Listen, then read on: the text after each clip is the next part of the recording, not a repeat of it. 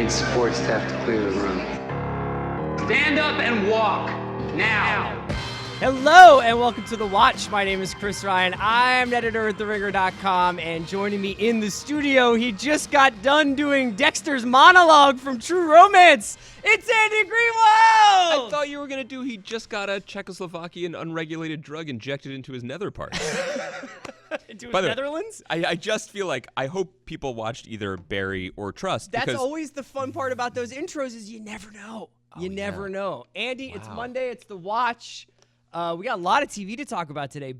Barry, Trust. Yeah, and then it's Billions Island Day for CR. It's not an island. It's a continent at this point. That's the truth, man. It's a flotilla of content at The Ringer. Dude. We've got the recapables with Bill Simmons and Mallory Rubin. We've got all manner of written blog posts. Yeah. And then today, joining us on the second half of the podcast, Mike Wags Wagner. In the real life, David Costabile. David is also...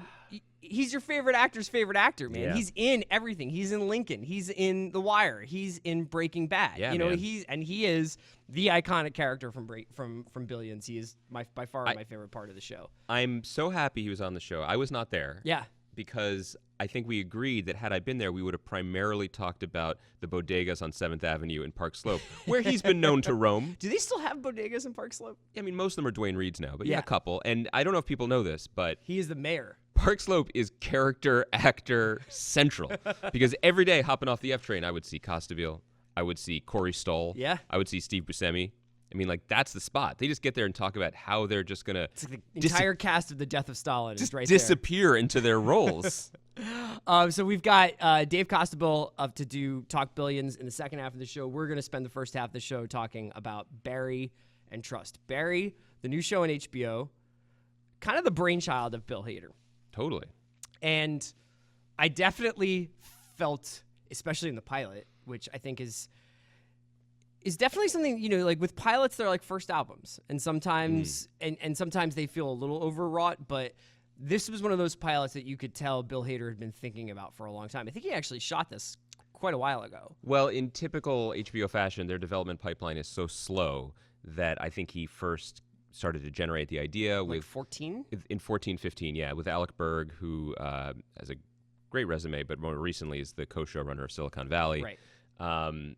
They shot the pilot, I think, in early 16, shot the series in 17, and it finally premiered in 18.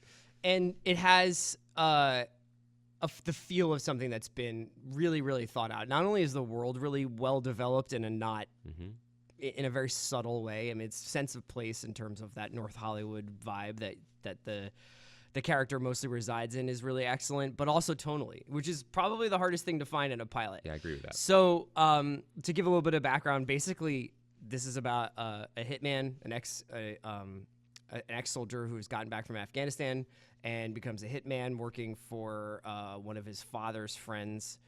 And he seems to Which, by the way, is also in Collateral. Yes, right. Literally a hit person from the army working for one of her father's friends. And frankly, there's a couple of beats in here where, this show does remind me a little bit of Grosse Pointe Blank. Sure. Which was a pretty, I think, important movie in our high school days. John Cusack, Minnie High Driver. school or college? Anyway, I think it the was 90s. like 96, something like that, 97 maybe. Is that when you were in high school, Chris? I was taking nice try. some continuing education courses Sure, that was in your high school. Malia Obama gap years. That's right. But He's literally Benjamin Buttoning as we do this podcast. why don't you tell me a little bit about how you felt about the pilot? I think you got it right when you talked about the tone. This is an incredibly difficult tone to get right because I think it was clearly important. It's on the screen that it was important to Bill Hader to get the balance of actual hitman and violent stuff right in relationship to the comedy. He's talked about this on various podcasts, including Bill Simmons' podcast, Live from Austin. The pilot does a pretty good job balancing it and giving us the world that he wants the show to reside in. I've watched a little bit ahead. I've watched the second episode, and it's one of those things that I think is a little bit familiar from some other HBO comedies, and maybe this is reflective of their development process. The second episode, the seams showed a little more, but I wanted to keep going. And I think that speaks to a potentially good to great show where there are enough pieces there and enough of a world that has been considered that I want to stay in it, even though I'm not entirely sure about it on an episode-to-episode basis yet. The pilot, I mean, Hader is such a fascinating character. well, Barry's the character. Hader himself as a performer is fascinating. One of the, I mean, I would put him in either in or just outside the top 5 of all-time SNL cast members. Yeah, and the SNL thing is interesting because in SNL, you're on screen for the most 5 minutes at a time. Yeah. And often, you know, Hader's characters, whether it was like Vincent Price or Stefan or whoever he was doing at any given time, were these really, you know, either incredible impressions or really, really memorable characters. And in some ways, one of the most impressive things about Barry is the way in which he recedes into a role. Exactly. So I actually was almost surprised by how good he was since he wasn't that funny. And there's other funny things happening. Henry Winkler is just obviously like he's great, off and running as soon as this show starts as an acting coach.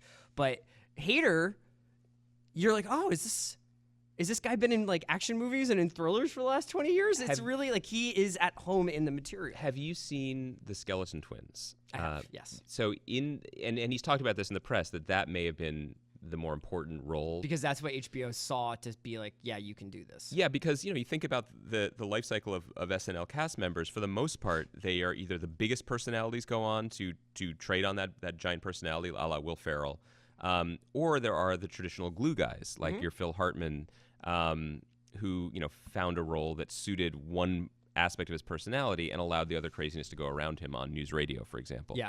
Hader was really fascinating because he was incandescent, but incandescent in character. It wasn't so much that you were excited about Bill Hader, you were excited about Bill Hader's impression or performance in. He is a glue guy who is also, underneath it all, a very good actor. Right. So it's the right choice for him, I think, because he can play that sort of low bass note in his own show. I think that they make a number of smart choices with the casting, as you said in The World. I think my only red flags going forward are, one, the tone, because it's a comedy. It wants to be a comedy. And there are things like the Chechens, for example, the bald guy, who, it's a great performance. Yeah.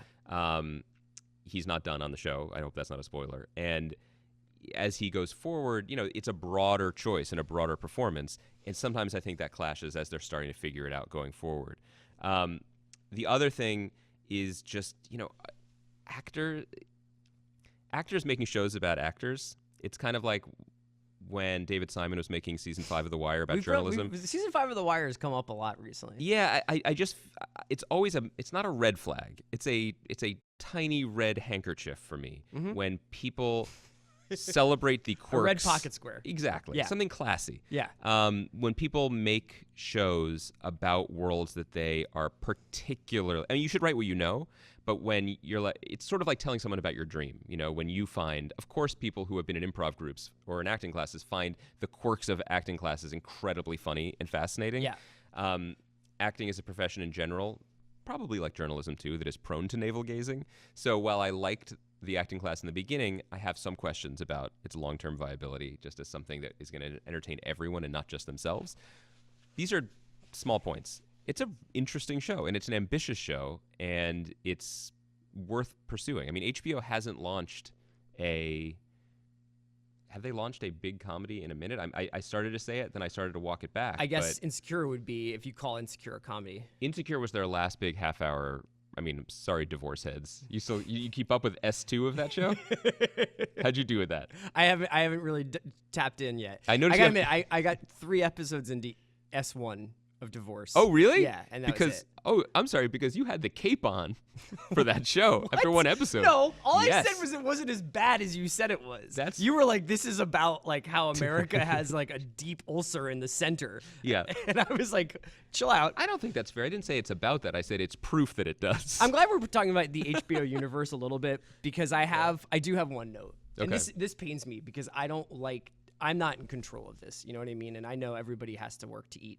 But I need us all to have a quorum, and we need to decide as a group how many shows Glenn Fleshler can be in. Totally. Because look, that dude is really cool. He's working.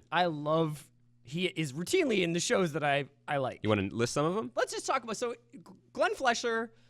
You may remember him from Shmuel in Sex and the City back in '98, right? You may. Popped up for 2 episodes on Third Watch. A couple episodes of Law and Order Special Victims Unit. By the way, this episode of The Watch brought to you by IMDb.com. Now it pops up as Milton Trammell in Damages, which is where I think I first noticed him. Okay, a little bit of Good Wife, a little bit of Boardwalk Empire. Goes pro in 14. Yeah.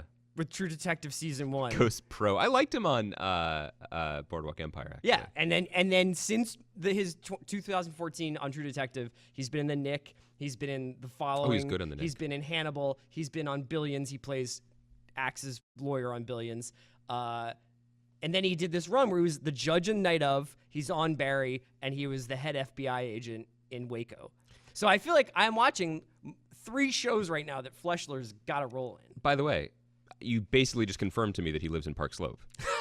they have a co-op open for him.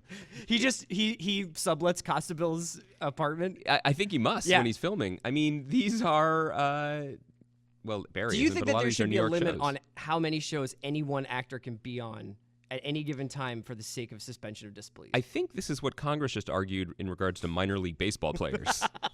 They're like, the Fairness of America's Pastime Act is you can't get paid more than like a barrel of Cracker Jack and $10 an hour. That's good. I'm going to say no. Okay. There shouldn't be a federally mandated law against actors working. Are you having trouble? This seems like more like a cry for help from you. You can't keep track of the Fleshler-verse. It's not cool if the Chechen mobster is also an FBI agent in Waco. Well, what about... And then he's also Bobby Axelrod's lawyer in Billions at the same time. I'm going to suggest a different way for you to look at it. I think you should steer into this mental skid of yours. I think you should embrace it. Okay. You know, So you want me to come up with a central unifying theory of how Glenn Fleshler No, I'm saying he's only ever universe? playing one part. Richard Belzer played Detective John Munch across 9 television shows, thus establishing So you think that he's still Errol Childress in all of these shows? you choose the role, Okay. but he is. Because what I'm saying is that that proved definitively that 30 Rock existed in the same universe as Homicide: Life on the Street. Right. So you do this. Well, who had the tweet the other day about whether or not, because if there is, somebody had it something where it was like, if what are those meme exists within the Black Panther universe, does that mean that the memes from our reality exist in MCU? So, okay. So are there any MCU-dependent memes that are thus rendered like you need you need the cosmic cube to understand that? But that wouldn't actually be wrong because the people in MCU are theoretically famous. Right. But there is no... Oh, so there would be meme... Oh, I see what you're saying. So there would be Thor memes. There's no Sokovia in the MCU. Wait, what? Well, yeah, because Ultron fucking lifted it out of the earth and threw it back down again. I'm There's just no saying Sokovia anywhere. Maybe Fleshler is the key to all Maybe of he it. can explain He's this. the last Infinity Stone. Last point on Barry before we venture too off of the reservation. Yeah. One of the reasons I'm optimistic about the show, not just the good performances and Bill Hader and Alec Berg and the pedigree of it, it's nice to see a comedy that is trying to thread this needle. Yeah. The show, one of the things that is in its favor, you'll see audience as it moves forward, is that it's serialized. It's very much like cliffhanger into the next thing, which is better choice, I think, than he's just hanging out in L.A. and a new mission comes up. It's all connected because, of course, it would be. I like that it is... We live in a world where a show about a Bill Hader character stumbling into an acting class in North Hollywood could get a 2-season order at Netflix. Yeah. Minus the Hitman component. Yeah. So while the Hitman thing, whether your mileage may vary on it, I like that they are trying something ambitious with a serialized action dramatic element in a half-hour 2018 comedy. So we'll see. We'll revisit. Okay, let's talk a little bit about the other show that debuted last night. Yeah. Trust, which is FX's miniseries. What a time to be a Getty, Sort of. Well, it's always a good time to be a Getty, I think, because you're just caked. Well, as we've learned, there are ups and downs to being a Getty. I guess so. That's probably pretty true. So this covers familiar territory because it's covering the same... If there were 2 projects in 2019 based on the Ryan family legacy, would you be like, what a great time for me and my family? Because there's a TV show and a movie about these ill things that happen to my family? I guess so. I can't really speak to like what the Getty fortune is at right now. What would be the inciting incident of the Ryan family story that would be like the Getty grandson and heir being kidnapped by Italian coke lords? Like, what is the just slightly skewed art museum Philadelphia version of this? I don't know. Is it the time like I got my cleats stolen at baseball practice? Well, you tell me, screenwriter. Yeah, Like, Fairmount Sports Association still owes me $45 for those. wait, what's that? FX just gave that a 3-season Yeah, order. Exactly. Danny Amazing. Boyle. So Trust has one of those strange development situations where it was probably the crown jewel of what FX was going to roll out alongside Atlanta for this season. They're excited, for yeah. This time period. And I never quite understand how when you have like such a niche story, two suitable, really wise companies will be like, I don't care. Let's just push forward with it. Like, I guess it's just a matter of nobody blinking. It's just Deep Impact and Armageddon. But this is the same. It's the same movie as All the Money. It's the same story as All the Money Yeah. in the World, which didn't do very well, but did garner some Oscar nominations. Yes, and the movie version famously replaced Kevin Spacey at the last minute with Christopher Plummer. The TV version famously replaced Kevin Spacey with Donald Sutherland. So Spacey got cut out. Am I correct about that? I think you got that wrong. Okay. It stars Donald Sutherland, Brendan Fraser, and in later episodes, Hilary Swank. This felt like, when they say that they don't make movies like they did in the 90s, this felt like very 90s to me. As a movie or a TV show? As a movie. As a TV show. I mean, like, It reminded you of a 90s movie or a 90s yeah, it TV show? had a kind of, Danny Boyle directed all these episodes, and it had a feel of... Did he direct all of them? I wasn't sure I'm about not that. sure if he actually did, but I'm pretty sure he did. I want to know, because that's going to... My opinion about the show may change as we move on. I'm going to look it up while you talk. But it has a certain dark sense of humor, a visual sight gag sense of humor, and an acidity that I associate with a couple of like lesser known 90s kind of caper movies. Like Are you doing 2 Days in a Valley? No, again? I was thinking more like A Simple Plan, like the John Cusack, Billy Bob Thornton movie. I really like that movie. And I think that was Scott Frank, wasn't it? That was Or Scott Burns. Yeah, but it was Sam Raimi directed that. Right. Exactly. That kind of like slightly more pop version of Coen Brothers vibe. And Danny Boyle trucked in that in the 90s, you know, like after Trainspotting, like he was A Life Less Ordinary Life Less kind of Ordinary. Yeah. And interestingly enough, the person who wrote Trust is Simon Beaufoy. And Yeah. you know, you can say that there are almost three Danny Boyles. There's John Hodge Danny Boyle, which is this really, really, really dark, not a very high opinion of humanity kind of storytelling. Yeah. That's Trainspotting. That's A Shallow Grave. Then there's Alex Garland Danny Boyle, which is Sunshine and the Beach. And that And has 28 Days Later. and 28 Days Later. And that has an almost spiritual element to it, and it usually has a lot of twists. And then there's Simon Beaufoy's Danny Boyle, and that's 127 Hours and Slumdog and Trust, historically rooted. A little bit more... Somewhat more about the triumph of the human spirit. More open-hearted I'll and be curious to open-minded. see where the triumph comes out of this story, because for the most part, it's about disgusting rich people and their harems. They have harems, yeah. First of all, I just need to know, I think the biggest question all of us have, how do you feel at this stage of your life about retaining the services of an erudite gentleman to read you softcore That's my literary favorite part. porn Von Blanc. just to get you? Yeah. Okay. I did a little research live on air. Danny Boyle directed at least the first three. Okay. Which is great news. I was not looking forward to watching this show. I felt not only was it a little bit, it's strange, much like that OJ thing a few years ago, where actually both projects ended up succeeding on their own merits. A little bit fatigued at the thought of the same type of story again. But more than that, after this run of history karaoke that we've been lambasting on the podcast, from Looming Tower to Waco, shows that sort of seem to be just mining They're movies of the week. Yeah, they're mining the IP of IRL for... Ooh. I'm Wow. off the dome today. For... an easy access to viewers, basically. There's no onboarding needed, like we were talking about with a pilot usually, because at least the broad strokes of history are either well known or easily Googleable. So I sat down with zero expectations, and I got to tell you, I really enjoyed it. I mean, it's really well done. It's really well done. Now, just to provide a counterpoint, my wife didn't like it because, for the reasons you said, she just had no interest in seeing disgusting rich people behave in disgusting ways. Right. That's fair. What I really appreciated about it was something you alluded to a moment ago, which is it's pretty funny and it's pretty cockeyed and like a little bit to the side of the story it's telling. Danny Boyle directs the hell out of it. And to your point about there being multiple Danny Boyles, it looks like it costs $1 billion. I mean, I agree. The depth in which they recreate the Getty Sutton Place, the mansion Sutton in Place, England. And all the sort of just absolutely almost garish amounts of wealth that he has accumulated, and all the art that he's been buying from, he's raiding the National Museum for for antiquities. Yeah, for antiquities. There is a element to the direction that reminded me of something that we loved about the Knick, which is where the curiosity of the director outpaces the curiosity of the script.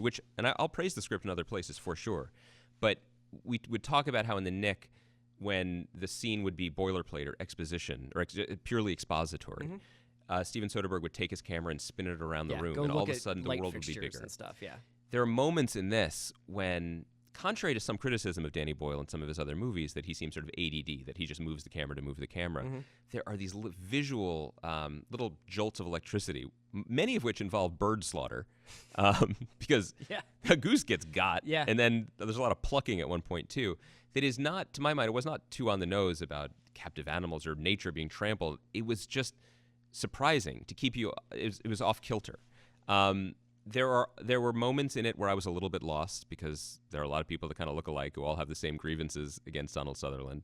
But I thought there were some nice grace notes that again elevated what could have been boilerplate aspects of a script meant to humanize someone, because there aren't that many human characters so far. Notably, the cook, who introduces herself as Cook. By the way, you should just be like, hey, I'm podcasting.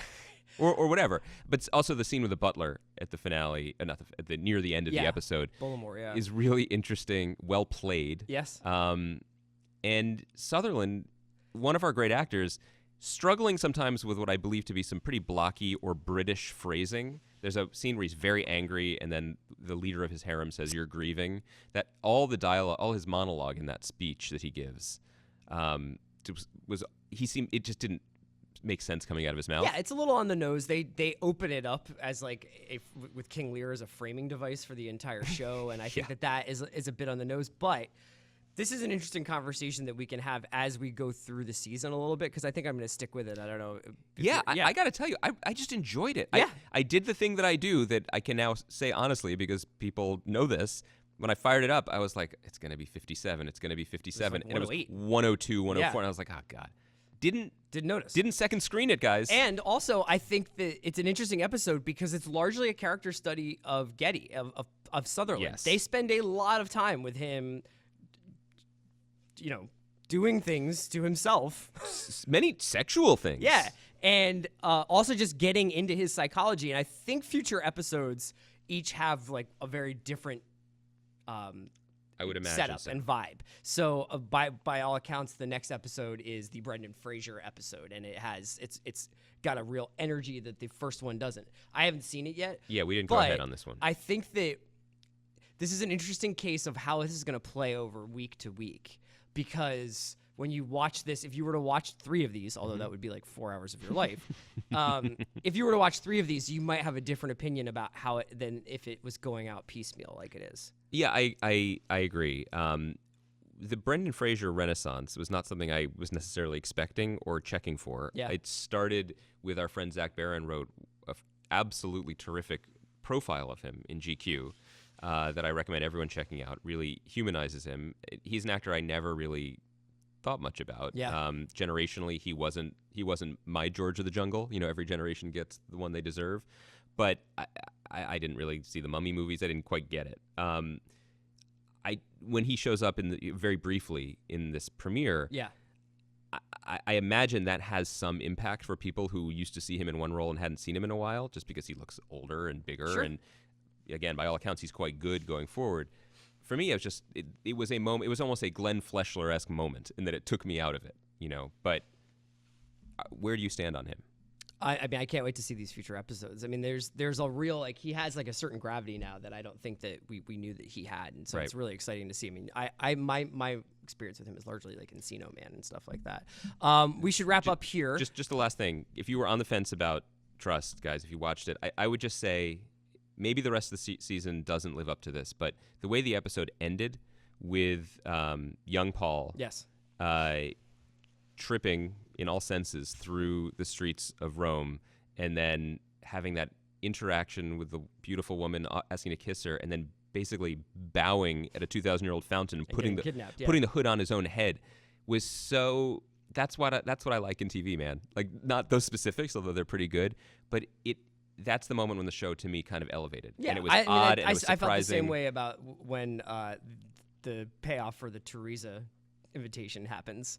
And the way that the different girlfriends react, and I really love the Penelope character. I'm really excited to keep watching. I'm really surprised. We should not have Anna doubted. Chancellor is the person who played Penelope. Yeah. We should not have doubted that FX would be coming at this a little bit sideways. That they wouldn't just be doing movie of the week. It's good. It reminds me a little bit of the feeling that I had when Fargo first started, where I'm like, this is different.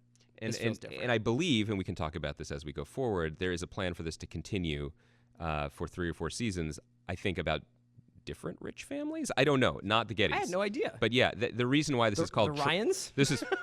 I'm setting you up here. They just called Trust : Ragnarok. Yeah. Or I'm sorry, I don't remember the full title, but it is. Yeah, there's something the anthology. Assassination of Chris Ryan's Little League career.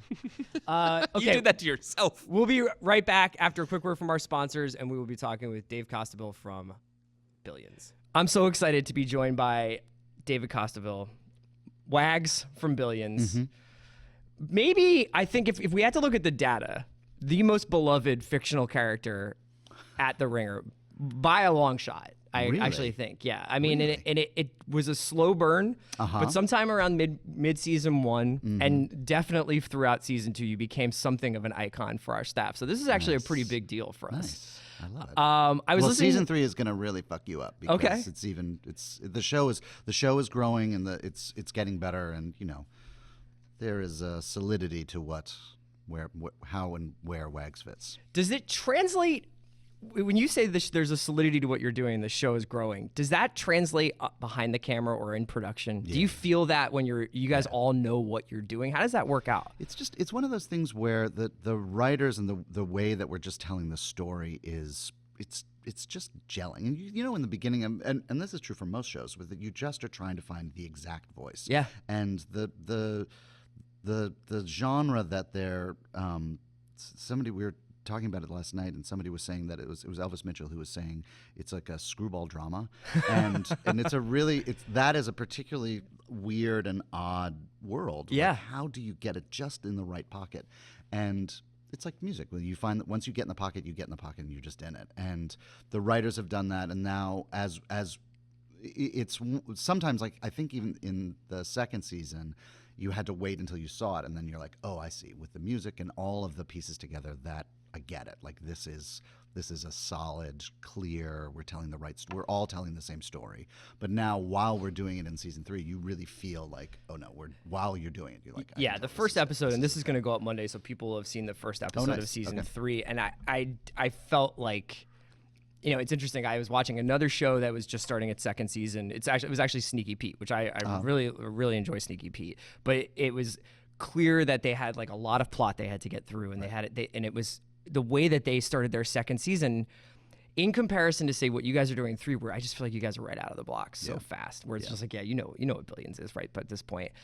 There's so many reference points that are thrown around in the dialogue, and you guys get to have a lot of fun, probably. And I was wondering whether or not you guys get any input with that, but it's pretty rare. It's just Brian and David who just like say the Goodfellas line the way I tell you. Kind of, yeah. But when you guys are on set or you're thinking about your performances, do you gauge your performance in terms of reference points? Like, I feel like I'm trying to do something that wouldn't be out of place in, say, like The Firm in the 90s, or what's the vibe? I mean, you through? definitely do talk about that.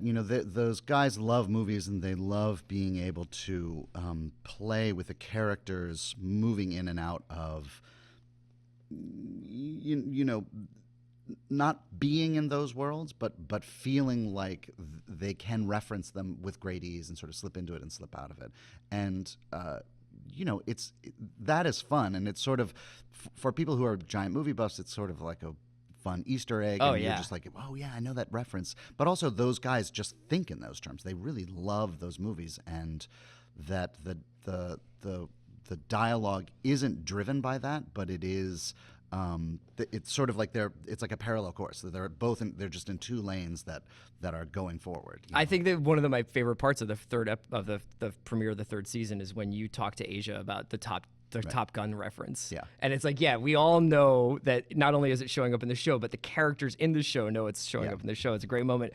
You know, I just found out because I was listening to Brian is on Bill Simmons' pod on Friday, and I didn't know that you guys went to school together. Yeah, we went to college together. So were you guys friends from first day freshman year? When did you meet him? No, I mean, he was the BMOC on campus because he had discovered, while we were there, he discovered Tracy Chapman, and then he was her manager and produced her first album. So you guys at NYU? Where were you guys? No, at Tufts. At Tufts, okay. And then I went back, and then after school, I had gone to NYU for my graduate degree. Okay. So I knew him. I think we had taken one class together, but you would sort of see him on campus and be like, oh, that guy. He's the one. But then, and we weren't really, we were friendly, but we weren't real friends, and we didn't maintain until Brian had always sort of said that he felt like if he had watched my career and sort of watched what I was doing over time and felt for him that there was justice in the world if I was able to succeed. And if I wasn't able to succeed, that I was going to be one of the barometers of being like, there is actually no justice. There's no justice in this world. Which is nice. I mean, I was like, wow, I don't think that that's really the way it works, but it was kind. And then subsequently called me years later and was like, hey, we wrote this movie, Solitary Man, and we want you to be in it. And they were directing together. And it was great. And they're incredibly loyal friends, and it's very fun to be able to have an ongoing long dialogue with artists who are making something and trying to make something new. And they also respond to me. Like, Wags was initially conceived was totally different. I was going to be a strong, silent, Upper East Side WASP that is like the man behind the man that on some level Damien's character was going to be the wild, and you would have to rein him in. Yeah, and then I would always be there to sort of hold him back or correct the mistakes that he made. That would have been a tragedy. And then as we shot it, they were like, no, we've got to do the opposite. And so most of the shit that I did in the pilot was cut, and then... Yeah, I was rewatching the pilot the other night, just really not there, clean-shaven, none of the twirly mustache. So then as we were reconceiving it, they knew that inside me, because I had never been cast as that guy. No one would ever cast me as that guy. Yeah. And they just knew inside that I had all the rage necessary, which I do. And so it was a great release, and they were just like, go. And they stood behind me, and they just kept pushing me harder and just like, go further, go, go, go. And it was incredibly fun It's an incredibly fun thing to do and to play, and then they write accordingly and move the character. So you had input into Wags' development in the very beginning, yeah. And I think that, like even the mustache thing. Like, I had come to them and I was like, what if I have a twirly mustache? And they're like, let's see. And I did it, and they were like, yeah. And I How was long like, does that he's take like to grow guy. out? It does. You do have to definitely pull on it for a while. It's definitely. Showtime should sell Wags mustache pomade or something. Why not? Nice. You got to get points on that. Come on, Showtime, figure it out. I mean, they're willing to sell lots of other Wags. They've got the cutout, right? They got the cutout. They got the T-shirt. You have a T-shirt for yourself? Oh what my gosh. would Wags do T-shirt? You guys are behind. I don't know what's happening. We got to get the merch in here. You got to get that merch. Is there a Wags moment that you get stopped on the street, or what's the sort of highest? I think the sushi thing that responds to a lot of people. And respond to that. Has it ever happened at a sushi restaurant?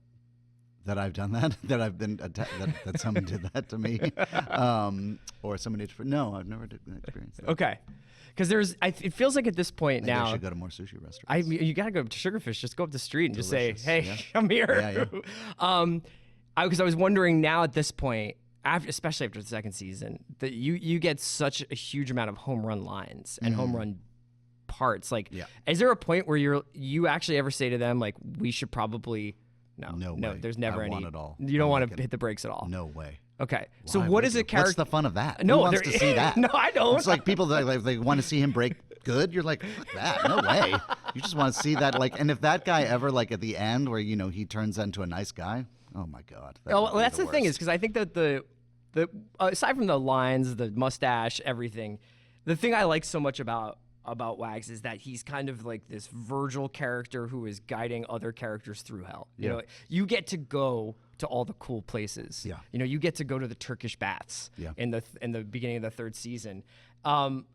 and it makes it that much more of a New York show because you just feel like you're out and about. And you live in New York? I do, yeah. So is this a side of New York that you've never seen, that you kind of knew some of those places? Yeah, when you get to some of those high-flying spots, you're like, I have never had the entrance card to this. This is the golden ticket where you really get to go into the bowels of New York and see some really awesome shit. Yeah. And it's really, I mean, I am not a multimillionaire, so, or 100 millionaire as Wags is, but it's when you get to go and hang out at some of these places, it's just really exquisite. Like, Wags lives at the Pierre Hotel. The Pierre Hotel's really lovely. And then when we were shooting on the 32nd floor of Wags's house, Wags's apartment, it was awesome. Did you ask if you could stay over for research purposes? I kind of wanted to. Yeah. I wanted to be like, what if Wags stays here tonight? What if Wags By doesn't Wags, leave the I hotel? mean me. Yeah. I read an interview you did about Breaking Bad, actually, with Time, I think, and you were talking about how when you arrived at Gale's apartment on the set for Gale's apartment, that there were details in the production design that unlocked the character for you. And I know we were joking about the mustache, but as the Wags character developed throughout the writing of probably season 1, I would imagine, were there details about his character, like a small thing that I wouldn't have known about by just watching, that you were like, that's this guy? I mean, there were things, because it was a development and because it was a real collaboration between the way that, because they had conceived it one way and then started conceiving it another, there was an opportunity for us to talk about it. So like the mustache is a great example where I was like, it is a knowing thing. He's knowingly doing this. He's like, I am. It's a strategy, right? He is strategizing about being a bad guy. Yeah. And it's not that he walks the line between being, being sort of drunk with this aspect of who he is. Sometimes but also, literally, yeah. But also using it to his advantage and using it knowingly to his advantage. There's that scene in the strip club where they go. Yeah. Where they go and he pulls a fast one on these guys, and you're like, do you really think I'm that stupid? That I'm just, I always say when we talk about when you reach the limit, if someone comes up with something and you'd be like, well, I'm not a fucking animal. Like the answer is like, would you do that? And you'd be like, I'm not an animal. What are you an idiot? He is a sophisticated human being. He's an intelligent person. He's an educated person, and you want that from him. And so something like even the Pierre, where I had pitched to them, I was like, I think that he lives at the Pierre because there is, part of that backstory has not even been revealed to the audience. Like when you see who his parents are, or when you see you haven't really seen any part of his family life. Sure. And on some level, it's better, right? You don't want to. Right. But when it is eventually revealed what that is and who those people are, it will also be even more like, oh my God. So I had pitched to them, he lives at the Pierre, and then David Levine was like, oh no, he had lived there between his first and his second marriage and then kept the apartment between his second and third marriage. And I was like, that's genius. It's so much more detailed and so much more than for me, that just the idea of that really begins to deepen and expand and help you detail the way you see the world, the way he goes through life, the way he encounters people, the way he even if we never had shot that scene in the Pierre, and just knowing that as it's enough just as a single detail to be like, that really expands who this person could be. Sure, and I think that Wags with 2 X's is completely different than Wags who's never been able to know love. Yeah, you know what I mean? Exactly. I was curious because you're talking so much about this being part of this show, even from in some ways since your college days, but you've been a part of so many excellent projects and often jumping in midstream. Yeah. How hard is that? How hard is it to show up on set of The Good Wife or set of The Office and you're just like, okay, like, I mean, obviously there's different levels of like your guest starring run, right? But even for something like Breaking Bad, which was up and running, and you come in and you're this huge agent of change in that show. How do you find your way into the material when it's kind of like up and running like that? I mean, that show was, I was already a fan of that show. I had watched, a good friend of mine was one of the writer-producers on that show. His name is Sam Catlin, and he's the showrunner now on Preacher. Yeah. So I had watched from the beginning because he was involved in it and was incredible, and I was an enormous fan. So when I auditioned for it, The audition thing was the piece where I recite the Whitman poem to him, and it was so clear to me who that person was, and the writing is so good that on some level there wasn't. I was like, well, I know exactly who this person is. Yeah. I know exactly how he fits in here, even though I don't know what the end game of where he's going. And I think on some level they did, which they didn't tell me. Yeah. Until later. And then Vince came up to me and he's like, we're going to kill you. And I was like, oh, no, shit. I like this TV. I want to be on this TV show. I don't want to die. But, drugs don't pay. So, or they do until they really pay. So it was... it is a cliche, but part of it because it's so true is that the writing really guided you. Mm-hmm. So it was really very easy. And once you get onto those sets, you do have to kind of figure out how it all works. Like, what's the style and what is the vibe on set? Like, how does it run? And you really have to you have to allow yourself to be very flexible about, okay, you may have an idea about what this was or how it's going to work, and when you get there, you've got to just be like, okay, what are we going to do? How does this particular world run? And you just have to you have to really pay attention.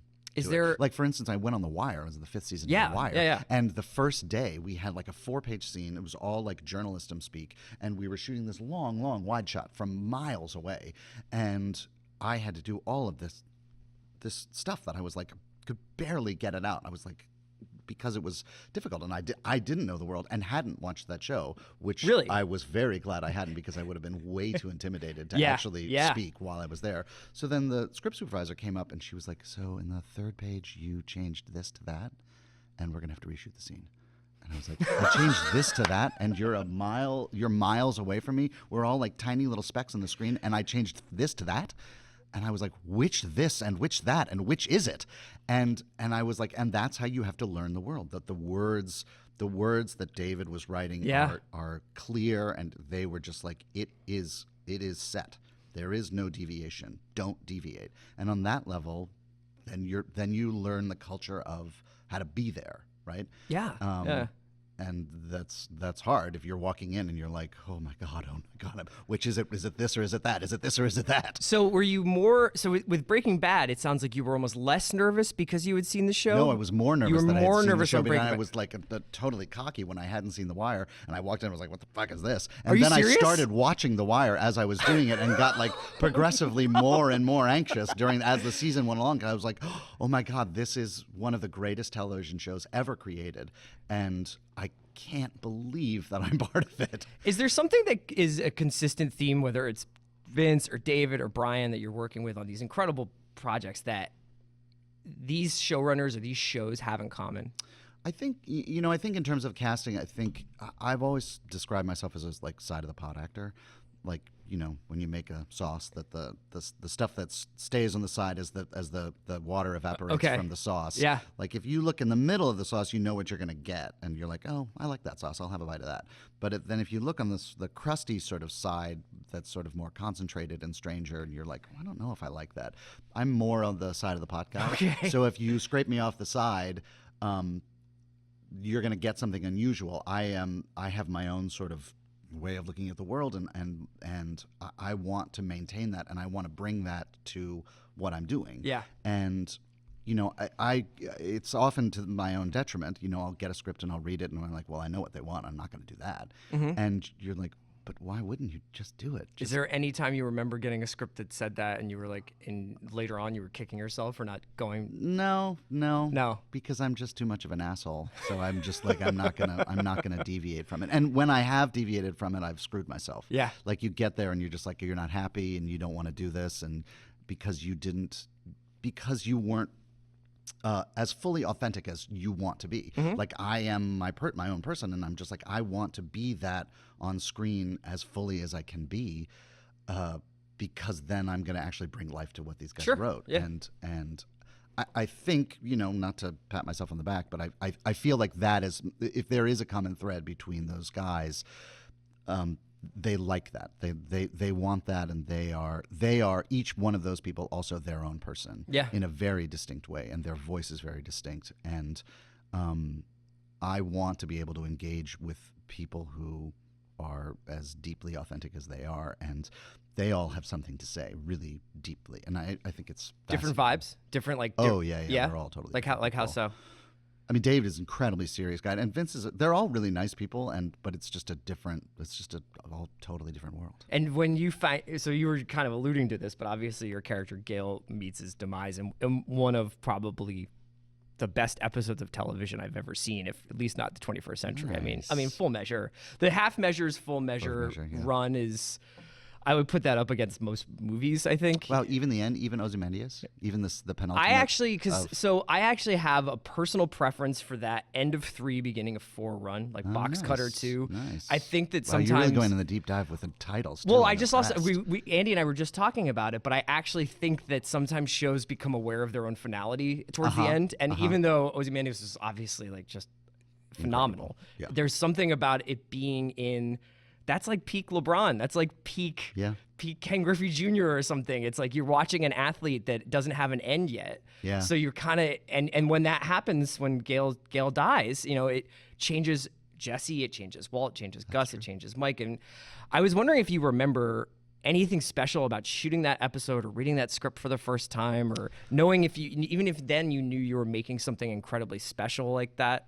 Yeah, I mean, I loved playing that character. I loved him. I felt so connected to him emotionally, and I felt like the sacrifice that Vince that the writers were gonna do to kill someone like that is so strong and so costly. It costs them so much to have created something really lovely and then really brutalize your audience by taking them away, and that was you knew that was happening. Also in that episode, that's the episode where I sing for the first time.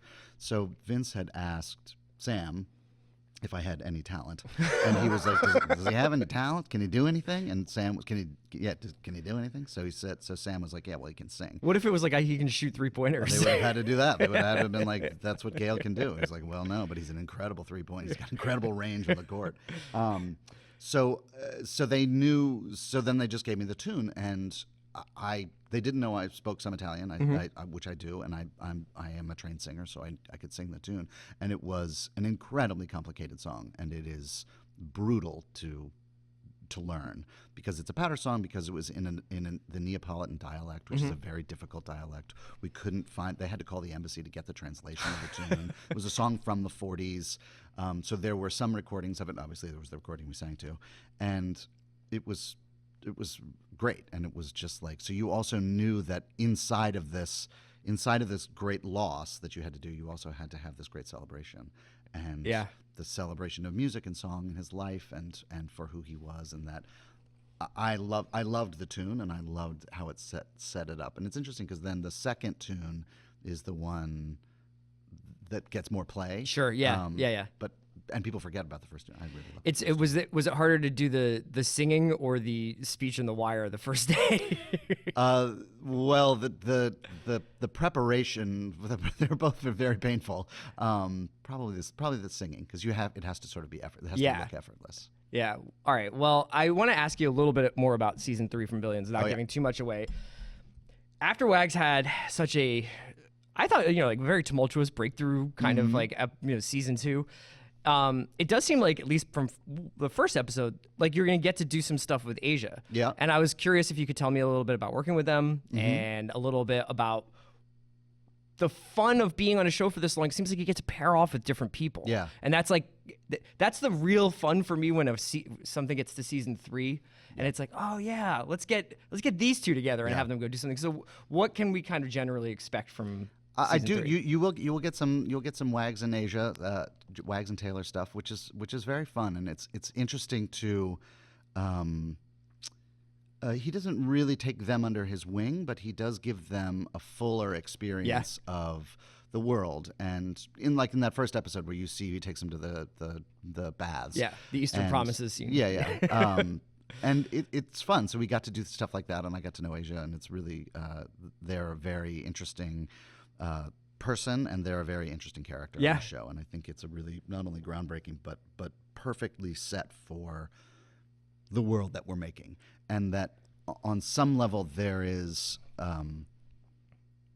you know, the proof is always in the pudding for whoever's working. Like if you bring it and you can do the job well, like you are accepted. And if you can't do the job well, you're fucked. Get the fuck out of my face.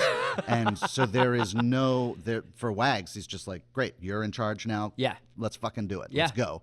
And I like it because it would have been easy to be like, Wags is super suspicious of Taylor. And it's like, no, it's just like, let's rock. What fucking fun is that? Yeah, right. There's no fun in that. Yeah, that's exactly right. Yeah. So you get to see there's some slight openings that both of us offer each other, and it's good. You're smiling. I like this. It's good. I can't wait. All right, David Costabile, thank you so much for coming by to The Watch. Check out Billions every Sunday on Showtime. Yeah, let's do